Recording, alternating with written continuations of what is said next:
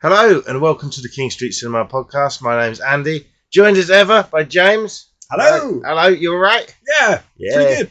I watch the films, James projects the films.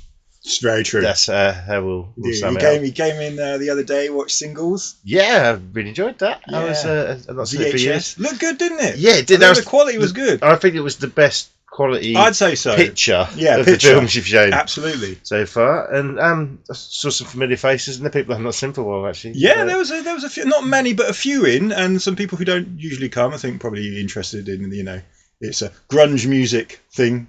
Yeah. So they came for that. It was good in speaking to people after. Some hadn't seen it for years, and a couple hadn't even seen it before. Wow, there you go. So lovely to know that some people come to see a movie, an old movie that we're showing for the first time ever. That's great. Yeah, that was really good. So this episode, kind of a 50th anniversary special, should we call it? In a way, yes. Yeah. I mean, we are into our 50th year as a cinema, not necessarily under the banner of King Street Cinema, but the cinema itself, based within the Corn Exchange, has been around since 1975, which is older than us. It is. Yeah, absolutely. That's something to be very proud of, I think. And it is, in fact, the same year of the birth of my boss, Dan. He was born in 1975, and he, as a child, used to go to the cinema. Yeah, he's told me that before. Yeah. And not to suck up, I thought he was younger than that. If you're listening, Dan, who are you? But because we've spoken about films like Never-Ending Story and stuff, things like that, and he's stuff he saw as a child there that we've put on since. Yeah. Do you remember your first time going to the cinema there? I tell you what, no, I really can't. It's crazy. I do remember. I can remember vaguely. This definitely wasn't my first time, but it was my first in a while. Yeah. I sort of must have had like a bit of a break from it, and because it's changed, like people who've been in charge and stuff throughout the years. And I do remember there was a time when I wasn't really. I think when it might have been called Hollywoods or something, or Hollywood Cinema, and I don't think I ever went to it when it was that. Yeah. Right, I'm pretty sure I never went to it. But after that, when it became back to IFT and they started showing some older sort of classics again, they showed 2001, and I definitely remember going to see that, and also Blade Runner as well, which was around the same time. I couldn't, but I definitely had been well before that in the past when I'd been a little younger, because those were 15 years ago, and I'd definitely been well before that. Yeah. I can remember clearly the first time I went. I might have told you, I might have mentioned it on this podcast before. It was my 16th birthday, right? And me and some friends would come into town to go to either the then Odeon or would have been Virgin Cinema then, and saw Nothing to Lose, a comedy with Martin Lawrence and Tim Robbins. Yeah. But before that, we just happened to walk past the Corn Exchange, as it was then, the film theatre. I don't even know if it was called. I don't know what it was called then. And you were showing the 50s Creature from the Black Lagoon. Yes. In 3D, which was what it was made for. I remember hearing about that. Yeah, and we just got tickets and went along and loved it. Yeah. And that was my first experience at the cinema, and I think that was one of the things that really got me into like the Universal Monsters. Right. movies. Oh, that's interesting. Because I'd sort of been aware of them before that. But you just hadn't seen them. Or seen them, but paid attention to them. Sure, you know what I mean? Yeah, absolutely. And we really enjoyed it, and I remember clearly talking to my friends on the bus on the way home, because I lived in Hadley then, how much we enjoyed that and how much we didn't enjoy the Nothing to Lose, the film that we'd come up to see. And then after that, I didn't go for a while, or it seemed a while then, but probably 2 or 3 years. And then when I was in college, we were shown round the cinema. Yeah. And because I'd done a BTEC in media. That's right, you did. Yeah. I remember. Shown round the cinema, and then we were given the free screening of the Virgin Suicides. Right. Which I enjoyed. So that would be, 99, 2000? Yeah, so that would have been for 3 or 4 years after Nothing to Lose and that. And I remember really enjoying it, but I also remember, because I knew people in the year above me, and I was really jealous because their film was Run Lola Run, and at the time I was like, that was brilliant. I wish I'd seen that one. But Virgin Suicides is, I still think, a good film. I think I saw it once when it came out. God, I don't really remember too much about it. I think maybe I remember it more because same it with was Run Lola Run, to be honest. Again, only seen once and don't really remember too much about it. Okay, yeah, but two sort of almost iconic 90s films. Yeah. The imagery of it. Yeah, I think that film sticks with me because of that experience. I really enjoyed just being shown behind the scenes of cinema. Yeah, and, well, I knew that was something. So I didn't do media. I did something else similar, but not the same. So I didn't get to do that. Go around the cinema. I knew people did because my brother did the same course as you did, but probably a different year. Yeah. Of course, I'd have known you then as well. Yeah, absolutely. But yeah, sadly, I didn't really go to the cinema as much as I really should have at that age. At that time, I didn't live in Ipswich though, and I didn't grow. Even as a child, a young child, didn't even live in the county. So I wouldn't have gone to it as a little kid. And when I was a teenager, when I had moved to the area and I was living in Woodbridge, I went to the Riverside. Yeah. So other early memories, I saw Bugsy Malone there. Right. But I would have been. I've only ever seen that once, and I think I'd have been about 20. A mate of mine loved it. Yeah. And that was on a Saturday morning. I would have loved to have seen that. I loved that as a kid. Used to watch it all the time on video, and haven't seen it at the cinema. So that would have been really cool. Yeah. But looking at the early memories of it, there was I saw two classics there, and a Virgin Suicides, which has gone on to be a bit of a classic. Yeah. But I don't think at the time that got a very big release. Interesting. So you might be right. You probably are right about so it's like, I was lucky to have that one to see. It's a Sofia Coppola film, right? Yeah, maybe her first one. And obviously, even having the name Coppola would certainly help. But yeah, you're probably right. Here, it probably didn't get much of a release. No, I don't think it did. Where obviously her film since was it Lost in Translation? That was the one. Then that's the one that really brought her the fame and that stuff. Yeah. So 50 years. 50 years indeed, yeah. And there's a special showing for the.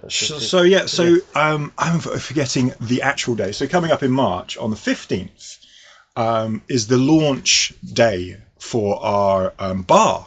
Yes. So this is a really a big deal, really, for us. This is something that we've, or Dan especially, has been working on, conceptualizing for quite a while now, and it's nice to see that it will be finally open to the public.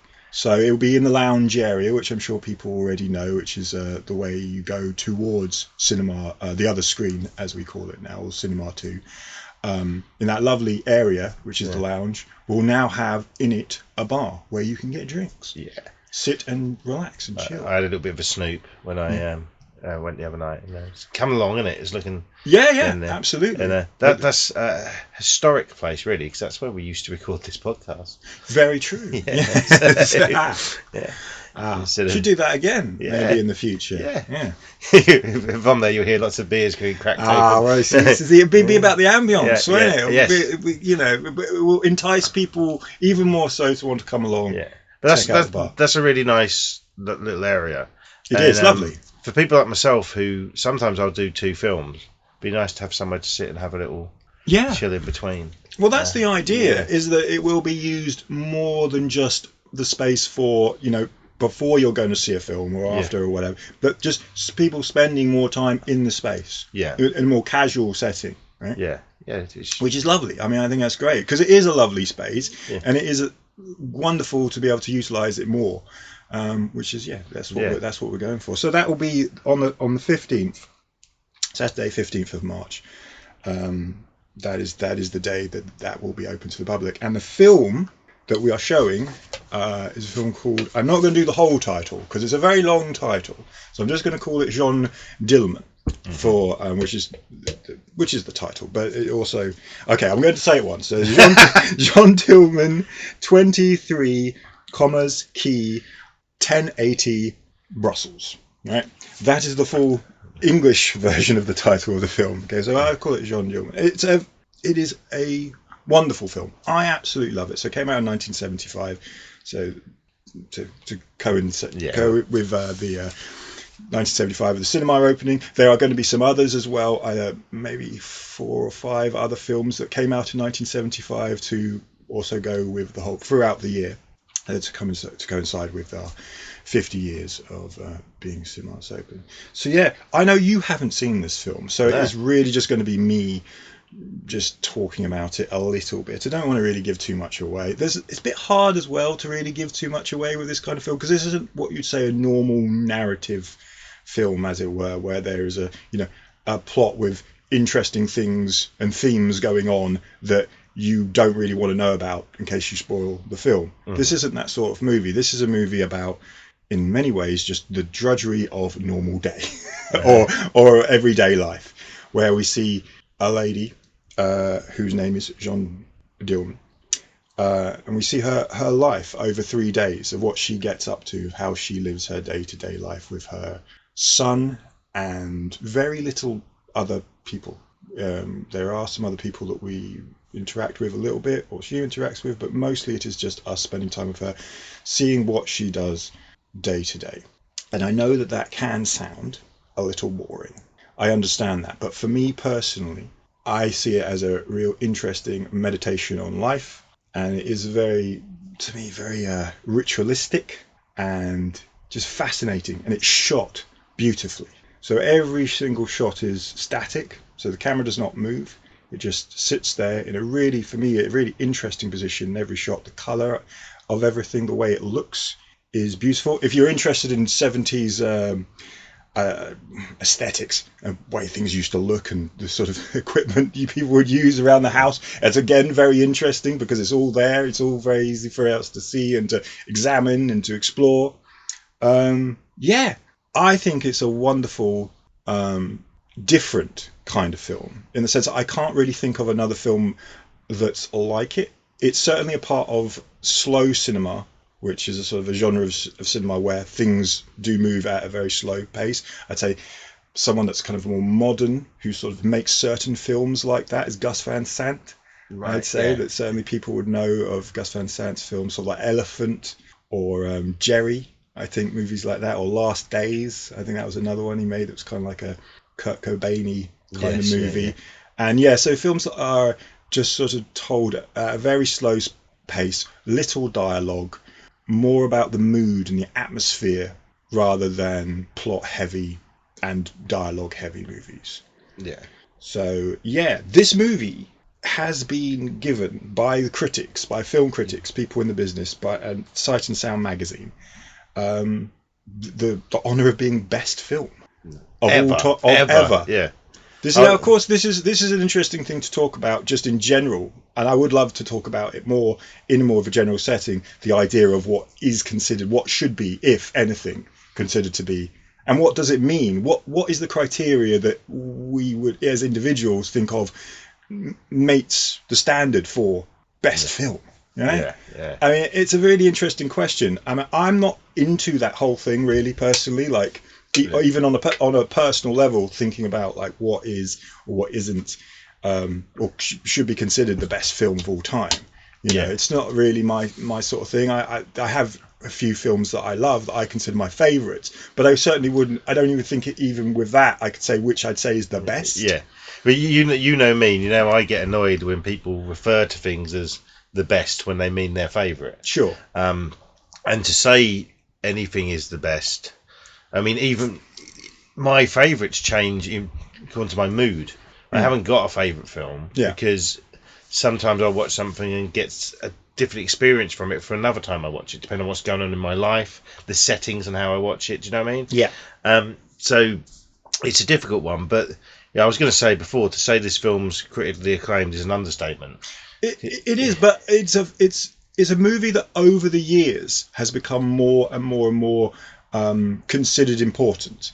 Because I think at the time when it originally came out, it would have been more of a mixed attitude towards it. There were certainly some people in the biz who recognised straight away how important it will be going forward in sort of film theory and things like that, because it's clearly got ideas and is talking about issues, especially women's place within the home on a day-to-day, right? You know, the drudgery of the position of women, just having to do very little and having very little to look forward to, right?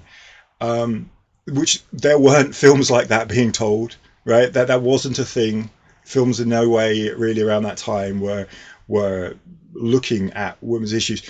And I'd say, though, because we are saying 1975, because of the women's movement that would have started sort of happening more and more so in the 60s, that the opportunity that the director Chantal Akerman had to make a movie about this kind of thing, that's really the reason why, because there was more momentum for this kind of a story to be told.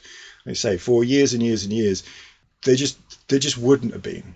They just wouldn't. It wouldn't have even have been a thing that someone would have thought, oh yeah, that would even be worth doing, let alone being able to get the film made. Yeah. So on that, I think, I say politically, culturally, it's quite important. I say I am a fan. I am a fan of the film. I don't. The idea of thinking of it, though, in any sense of the best, is annoying, and I think it kind of underplays importance in just having a broader scope of interest in filmmaking. Because, like I say, this is not a movie that's like most films. It's told in a way that's unusual, even today, right? And I think on that basis alone, it's extremely important, no matter what the subject matter is, right? So some people may be put off by the idea that, you start hearing about politics and feminism and stuff like that, and people might go, ugh, to that, maybe. Yeah. But just look at it as a piece of filmmaking, right? And that's what I do generally with all movies, no matter what they may be trying to say or whatever. Look at what's being, look at the art. Look at the art foremost as itself before starting to, make judgments beyond that, because I think it's beautiful. I think it's shot wonderfully. The choice of acting, the style of acting, I think is extraordinary. It's very interesting. I understand, again, it's a very long film.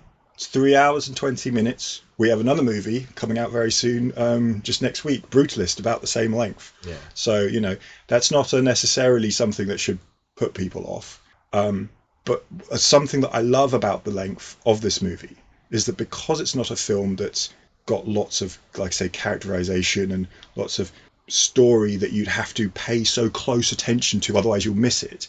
This doesn't have that. So you can. I love the idea that your mind could potentially wander for a moment, and then you come back to it and you're fine. Yeah. I love that. Can I just? This is stuff I've definitely said on the podcast before. When people complain about long films, how many people won't watch a long film but yet will sit and watch 6 episodes of a TV show back to back? Well, indeed. That's how I look at it, because we all do it. Now, I personally have complained, do still continue to maintain that a lot of movies are too long because they are telling a narrative story that we've seen time and time again. And I don't see the reason for those having long lengths of time, because they're telling a story that you can contain in 90 minutes. It does depend on the film. Absolutely. But, you've recently shown... A Complete Unknown, the Bob Dylan movie, which I think is great. But I've seen so many biopics over the years that it's almost like watching a trailer for something, because they pack so much in a short space. Mm-hmm. Whereas something like that, which tells someone's long story, I think has every right to be long if there's lots of things in their life. Whereas look around at my DVDs here now. I can see Independence Day, which is a movie that's far too long. Yes. For what it is. It's still an enjoyable film, but that could be hour 40. Yeah, like the first time you watch it, it's obviously the first time, so you don't know it, and you see the spectacle and the largeness of it, and you enjoy that. You go back a second time, and you still may enjoy it, but you will say, "Ooh, could tighten it up a little bit." Exactly. See, it's those kind of things where that's when I talk about, as I do at length from having these kind of discussions about, editing, trimming films down a bit. This kind of movie is not about that. It's not about telling a story in that sense. It's about you being with this person, right? Yeah. That's what it is. And I understand, again, that could come across as difficult for a certain audience person, right? Not used to that, because that's not generally how films are delivered to us. It's like, even if it's not a jam-packed action movie. You generally want things to be moving at a kind of pace where you go, okay, more information and more information. I'm learning more and more and more. This is not that. This is where there are things to learn, but they're for you to interpret by the things that you see more than what you're told. Yeah. And I love that. I love challenging cinema. I love things that make me think, and I love stuff that makes me go, "Ooh, I have not seen that before." Right? Yeah. And that's one of my favorite things about art in general and cinema in general. And it's lovely that we're putting it on. I'm very, very happy. In fact, I wanted to put it on last year for our Mother Cutters series, but that came to an end, sadly. And because this is a film that is made about a woman, made by a woman, and the crew are entirely made up of women as well. So Mother Cutters was, if people didn't know, it was a series of films that we putting on that were edited by women, and so we were looking at what that meant, sort of the representation of women being used as in the film business to cut, and sort of the importance of editing through the eyes of a woman, basically. Yeah. And this film is, I would have thought, would be very interesting for that series because it is made up of long takes.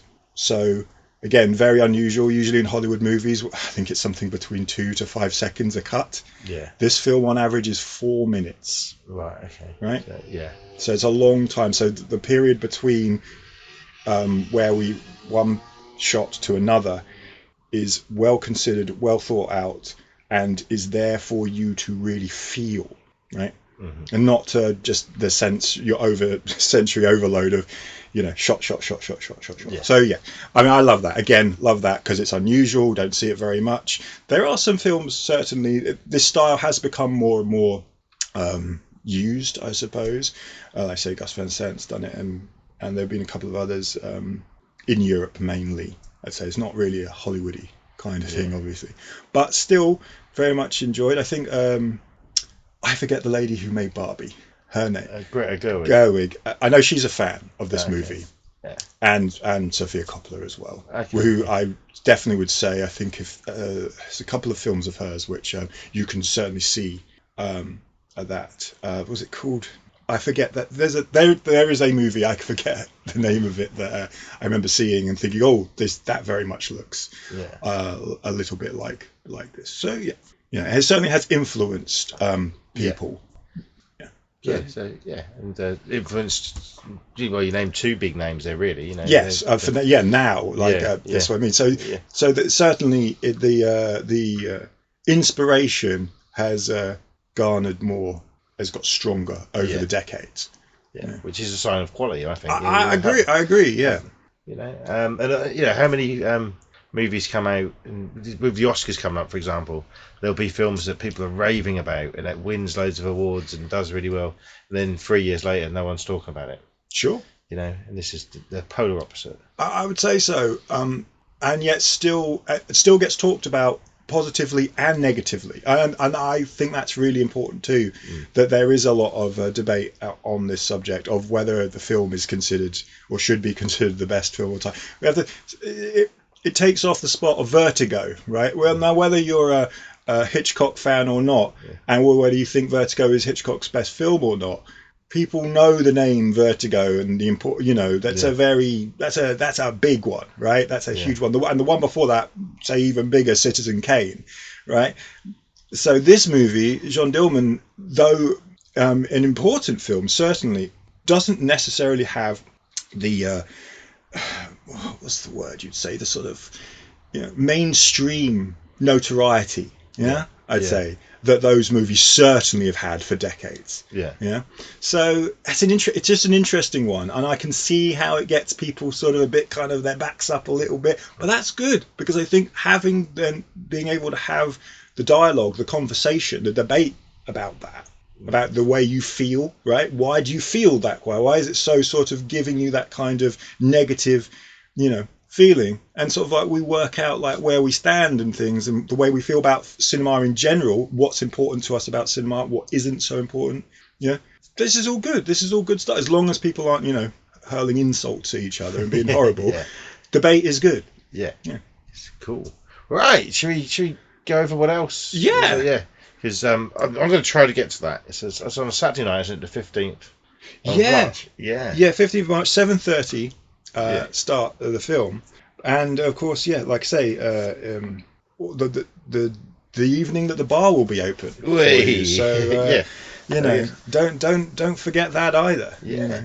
So we'll mention now the Brutalist. Oh yeah. Which starts... Speaking of long movies. It did match it.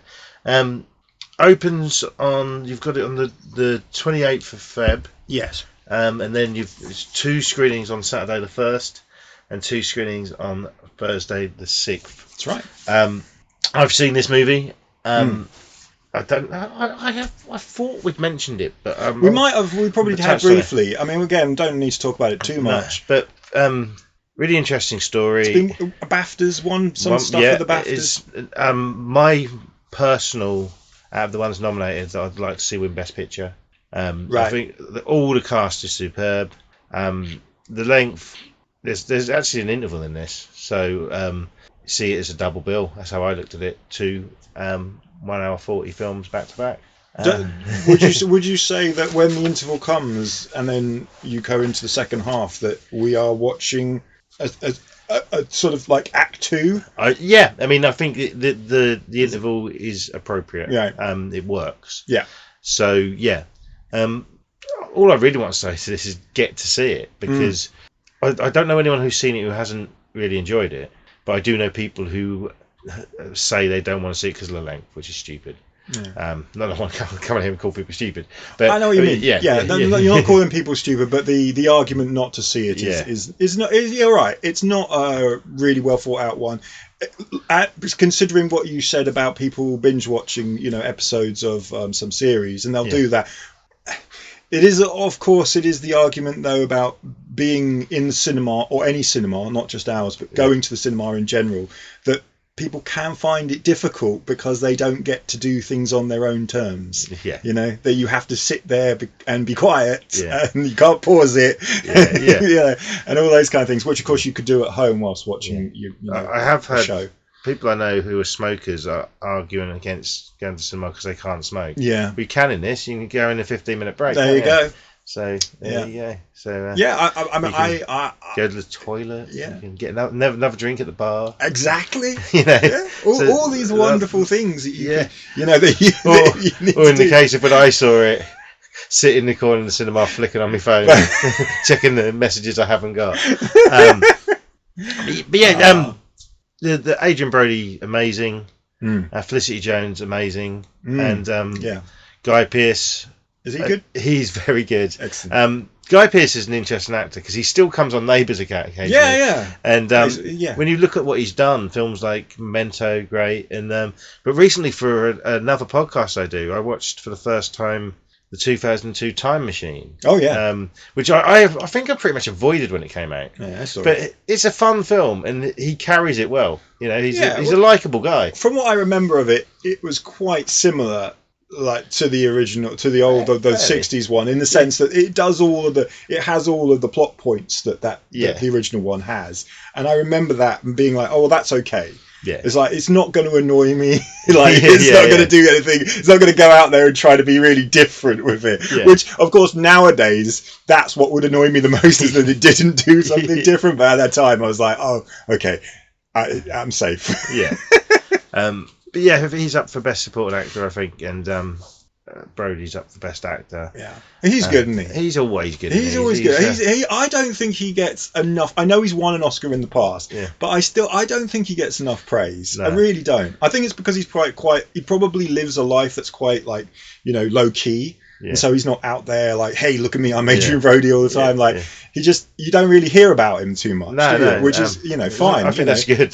But he doesn't get. I don't think he gets talked about enough about how good he is as an actor. And I admire that he'll do a film like this, and every few years it seems like he'll be in this critically acclaimed film. It happens quite a lot. But then in between he'll do stuff like Predators and things like that, which I think is really cool. I mean, who's the other? There's another actor that does something. Michael Fassbender, I think, is kind of similar to that. Yeah. Like, he'll do like real, art housey kind of things, and then do like an X-Men or something. Yeah, which I mean, people they can afford these actors, I'm guessing, to not just have to do it for the work. Yeah. So they pick and choose. Yeah. But I like that. I like to see people do different films, and some might. There's always the case of. Often an actor will want to make a family-friendly film just so their kids can see something, Yeah, sure. And being a big critic of that doesn't mean don't have fun and being a Predator movie, does it? Yeah, I think that's why Hugh Jackman did X-Men, because people he knew in his kids he knew. I don't know if it was his kids or like relations were just like, yeah, you got to do that sort of thing because X-Men cool. Yeah. What's his name? What's his name? Frank. Oh, Frank, he played Skeletor in Masters of the Universe. Yeah. He. I forget his surname, but I know exactly who you're talking about. Because he's a really serious actor. Yeah. And wanted to do something for his kids. Yeah. And then by the stuff I've read up on that movie, he had a while of a time and loved it. Oh, well, how could you not, though? Yeah. That's one of the great movies of the 80s, so I don't care what anyone says. And certainly one of the great villain performances. Yeah. But the movie's great. I mean, come on. Yeah. Master Universe is awesome. Yeah, you've got to be excited now because actually the day we record this is actually released on Blu-ray for the first time, and mine's on the way. So I'm half recording this and half listening out for the postman. So, but yeah, back to the back to Street. Serious movies, right? Wow, yeah, some of them. So yeah, I really recommend that. Get yourself to see it, and I'm pleased that because it's a long film and you've got 2 showings of it on 2 days, so that's great. Yeah, we're expecting a lot of people to come out for that. Yeah, no excuses, people. Yeah, get yourselves there. And I've just lost my list. Oh. The Led Zeppelin documentary. Okay, a screening of that on Saturday the 8th, I believe. Right. Yeah. Which that's a latecomer add in because it's not in the brochure, but of course it's on the website. Yeah, Becoming Led Zeppelin. Yeah. This is the first official Led Zeppelin documentary. Yes. So it's all approved by them and stuff. They some of them in it. Like Jimmy Page or anyone. They interview the 3 surviving members. Recent interviews, but all individually because obviously they live different places now. Yeah. But it's linked up really well. Yeah. So it's almost like they're all together, Right. But those interviews were made for the film. Just for this. Right, made just for this. There we go. So exclusive new interviews. Yeah. And it's basically just the title gives it away. It's about the early years, them forming. Yeah. But they've found an old interview with John Paul Jones, audio interview, which is mixed in with the footage, which is really nice. I consider myself a casual Led Zeppelin fan. As in, I like them. I've got a few of their albums. Yeah. But not obsessive. No. But for a casual fan like myself, very interesting. The live footage they've uncovered is amazing. Right. It flows really well. It's not overly interview heavy or overly music. It's a good combination. Yeah, brilliant. That sounds great. Yeah, as music documentaries go, I found it fascinating. But because it's official and they've all approved it, it doesn't touch on the fallen outs that much. Sure. But it's a 12 certificate. It's about the music more than it is them. Do you know what I mean? Yeah, sure. So, but it's very enjoyable. It's loud. This is one for the cinema. This is what you want. You want it loud. We have a history of doing well. People coming out for a documentary musical, about bands or musicians. So hopefully a lot of people come out for this one. Yeah, a lot of people like Zeppelin. Yeah, they're sort of, when you think of maybe a top 10 bands of all time, they'll be in it, wouldn't they? For, as in popularity. Is it like rock music? Yeah, definitely. Yeah, without question. So sometimes I forget there's other genres. There are many. Okay. Yeah, but you've got your Beatles, your Stones. Zeppelin are close to that, aren't they? And really, really good documentary. And this was one that you need to go and see. And will you turn it up to 11 for us?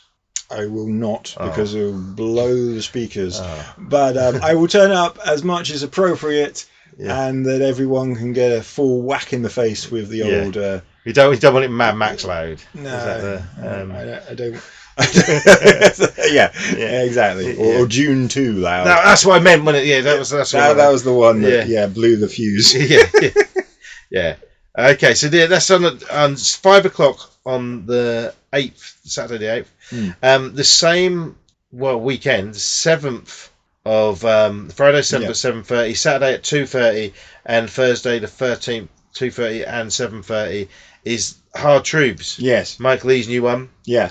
You seen it? Yes. Right. Yeah. Drama. I thought you had. Yeah. If you know Mike Leigh, it's very Mike Leigh. Yeah. Just a simple story about a struggling woman, really, who gets very angry a lot. Yes, the trailer shows that. Yeah, and very well. Great performances, and very, very, very British, really. Yeah. And it's one of those. It's a serious film, but because it's about someone getting worked up and angry and frustrated with life, some of the stuff she says is very funny. Yeah. So I felt that there's 2 trailers, I think, and one of them, it made it look like a comedy, which it isn't. Yeah. But you will have a few chuckles in it because, it's it's a very realistic film, and real life can be funny. It is funny. It's a Mike Leigh movie. I mean, majority of my experience of watching, I've seen most of his films. They are dramas with comedy in there because, like you just said, life can be funny. I've got a confession. I don't think I've seen any of his other films. Really? I don't think I have. Wow. Yeah, I know. That's quite impressive. Not to have to be such a goer to the cinema that you are. Yeah. And not to have seen a Mike Leigh. Yeah, I don't think Wow. Yeah.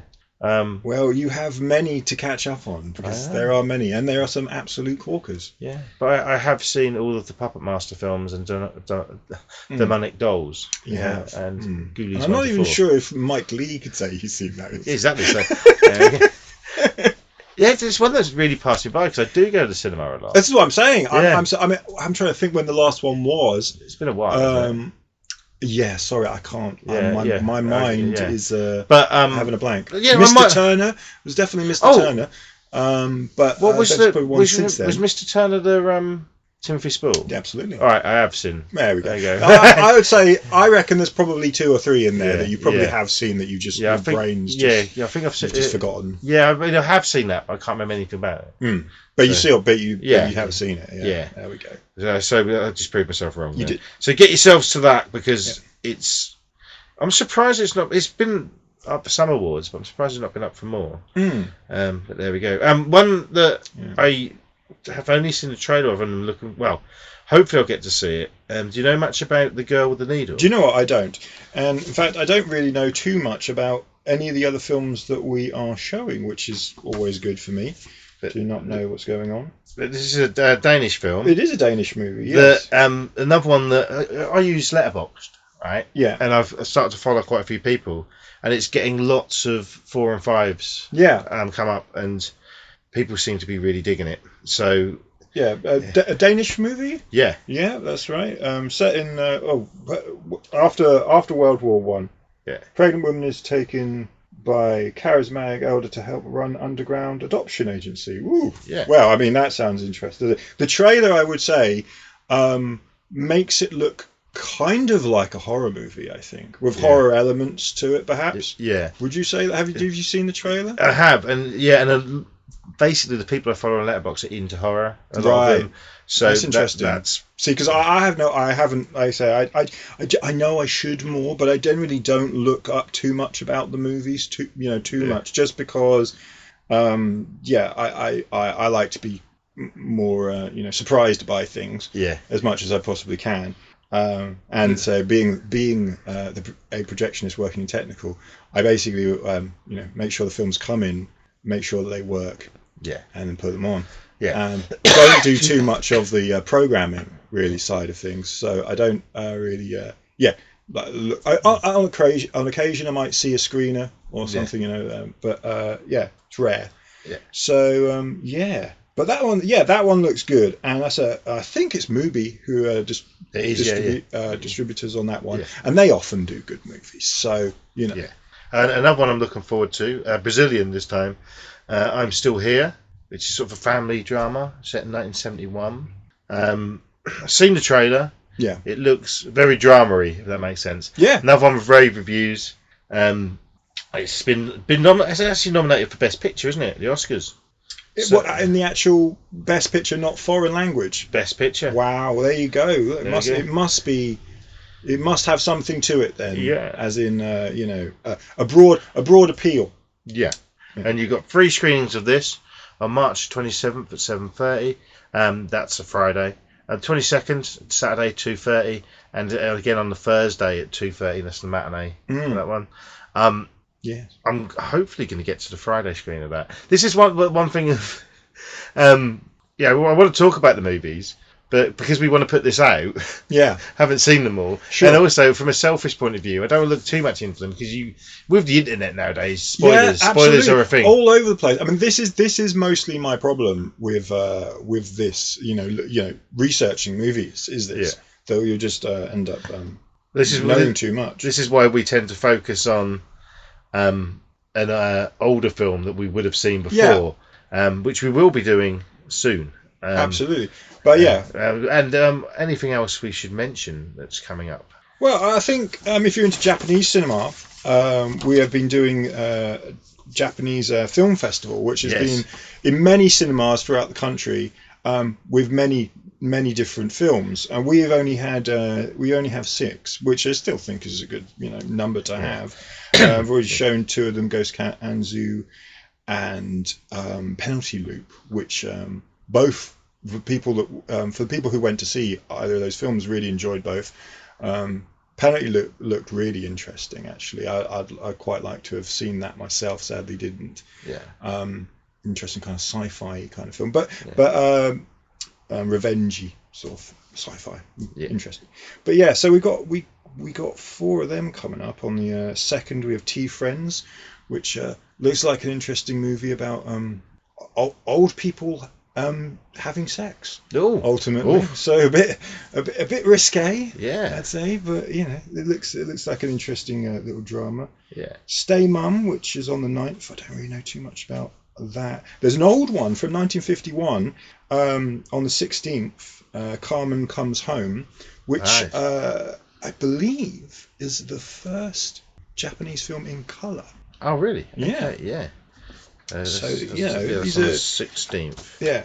Yeah. So if you're interested in Japanese cinema, then definitely be checking out some of those on the website. So the full days I've been working so far, but a few of my mates have been along. Because they've been on Thursday evenings, which you do work. Don't you? But the other, I think the others are on Sundays. Yeah. Which again you work. Yeah. So yeah. But might call a sickie in. Can't. I'm the boss. Wow. Yeah. One thing I want to mention as well, because I'm hopefully going to try to Thursday and Sunday again though. You've got the National Theatre Live Doctor Strangelove. Yes. Which is Steve Coogan. Yes. It's directed by Amanda Leminucci, is it not? That sounds right. Yeah. Yeah. Which me being a fan of comedy, and Steve Coogan, one of my favourites. I want to get to this because it's on in London at the moment. Not going to be able to get to see it in London, I don't think. But it freaks me out because the picture they use of Steve Coogan just reminds me of Larry David. Looks a bit like Larry David, that's sure. Having a little look at that. Look at it now. I think someone said to me, there was mentioned, is that, I forget the name, another very famous person who they at first glance thought it was, but I can't remember. Yeah, maybe Peter O'Toole or something. I can't remember. But he's Coogan, and that should be great, shouldn't it? Really, it should be. I think it's an interesting idea, isn't it? I can completely see it. Doctor Strangelove on the stage. Absolutely, can see it. It working. Yeah. So looking forward to that one. Yeah, and one last movie. Yeah, let's do it. Let's talk about which is the sort of Hollywood comeback, really, of Pamela Anderson. But when you think about it, it's not, she was a big TV star in the 90s, but she's never really been in a hit movie before, or a critically acclaimed movie, had she? No. Certainly not. There's the big push for Barbed Wire, which famously bombed, and then she sort of appeared sort of cameo roles and that sort of thing, hasn't she? Yeah, but I'd say the problem was obviously the marketing, right? She'd come from Playboy, get onto Baywatch, and then obviously from Baywatch, if you're wanting to move into movies, sadly, it's going to be the titillation element is what's going to be what people are going to try to sell you as. And I always had the impression that Pamela Anderson was wanting to be taken a bit more seriously than that. Yeah. And now she's getting that opportunity. Yeah. I'd read her biography last year, actually. Really interesting. So, yeah, looking forward to this. Good cast around as well. You got Dave Bautista, who I like him. He's in the Guardians movies, former wrestler who's done well for himself. Yeah, and Jamie Lee Curtis. Yeah. Who I also think is get a lot of praise for her role in this film. Yes, yeah. I think maybe up for some awards, maybe potentially. Yeah, but I'm not too sure. 100%. But to me, it looks a bit like. You remember I've only seen the trailer, and I'm 100% going to go and see this. Remember the film The Wrestler? Yeah, it looks like that, but with a showgirl. You know, she's getting older. Yeah. I know exactly what you're saying. Yeah, I agree that it has, at least the trailer gives the impression of that. Yeah. Again, didn't do my research, so maybe I'm going to say something completely wrong. Is this directed by a Coppola? Yes. It is, isn't it? There we go, Gia Coppola, who I thought that's who it was. Who I'm relation. Is this this is granddaughter to Francis Ford, surely? Yeah. So would that be Sophie Coppola's daughter? No, but one of her brothers or sisters, surely, the older one, maybe. Maybe I'm completely wrong. Her aunt is Sophie. It says yeah. So just looked it up. There you go. So so granddaughter to Francis. Yeah. So here we go. I mean, we were talking about before Virgin Suicide. Yeah. And here we are ending the show. We've wrapped it up well. Well, yeah. With I think maybe it's her second feature. I feel like she's got one out or had one out already, at least one. Yeah, she's been in films as well, I think. Yeah. I think, there's a film here called Good Boy. Maybe she directed that. Yeah, I should. Sorry, but I'm pretty sure she's had at least one. Yeah. At least one filmmaking credit. Again, small film. This is definitely going to be her biggest, that's getting the most traction and interest. Obviously, with Pamela Anderson, that's going to, spark some kind of interest, especially as it's coinciding with Pamela Anderson having a general media comeback. With her, she's had a book out, which I got a cookbook, which I got Mandy for Christmas. That's really the one where it's an all vegan cookbook. Absolutely, but she's not pushing the word vegan. No, because you don't want to scare people. Yeah, and she's been a vegan for decades, right? Yeah. So this is not a new thing. She doesn't come to this through some sort of new fad or a trend of veganism. She's been a vegan back when most people in the mainstream had no idea what a vegan was. Yeah. And this is why I have said personally, I've known of this about her for years. I think since got to be well over 20 years. I've known of the fact that she's been an advocate for veganism. Yeah. And that's always been the thing that I've gone, well, she's more than likely then got more to her than people give credit for, or that she's known for just being sadly known as this image that I'm sure most people just think of as being stupid.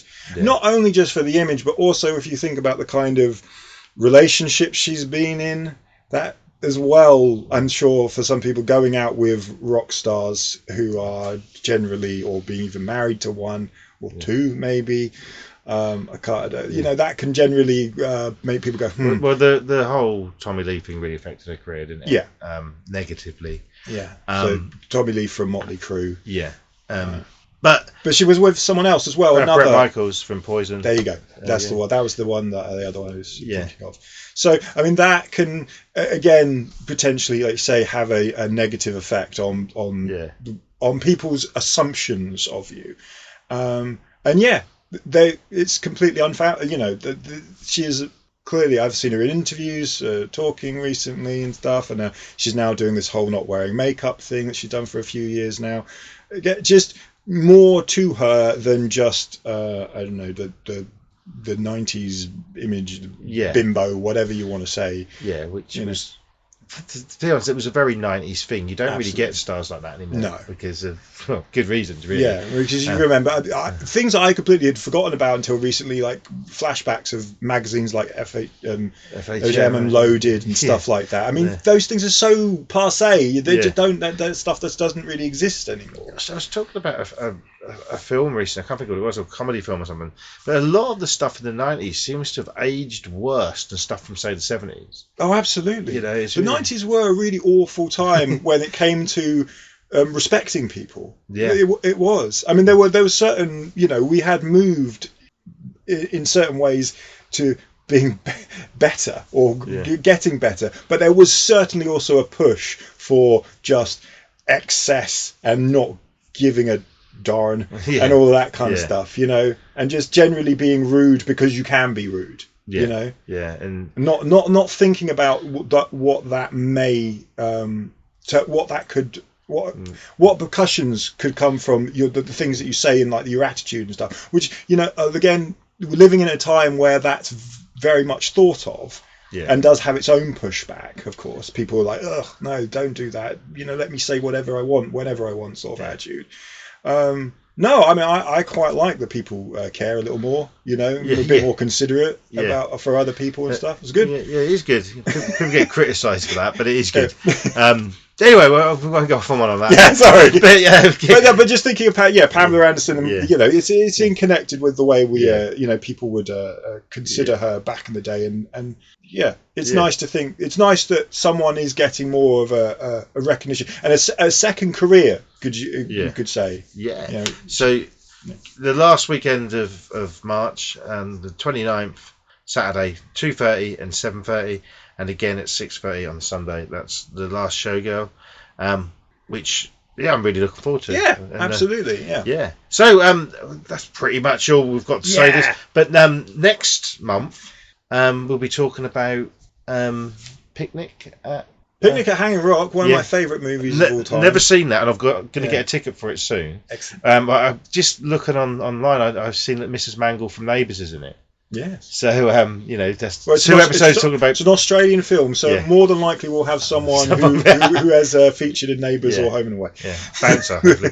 And so you mentioned Guy Pearce earlier, so no, he's sadly not in it. No, and we're going to have to talk about David Lynch as well, aren't we? We are definitely going to talk about David Lynch. Wild at Heart and Elephant Man. Indeed. So tune in. Next month. Drop out.